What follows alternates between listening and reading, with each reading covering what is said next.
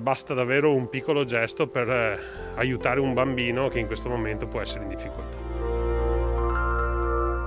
È un appello forte quello lanciato ai trevigiani dal sindaco Mario Conte. Ancora una volta i cittadini avranno la possibilità di dimostrare la generosità di questo territorio partecipando all'iniziativa In Farmacia per i bambini. Dal 20 al 27 novembre nelle 10 farmacie comunali della città si potrà con un semplice gesto aiutare piccoli in difficoltà economiche. E comprare dei prodotti anche a piccoli costi per aiutare questi bambini in emergenza sanitaria e in povertà sanitaria. Purtroppo sappiamo che la condizione del Covid ha peggiorato e aggravato la situazione. La raccolta poi verrà effettuata dal Banco Solidale, pertanto ringrazio anche Mirella Tuzzato per la disponibilità, e verranno poi distribuiti alle persone e alle famiglie bisognose del territorio, pertanto una beneficenza proprio a chilometri zero.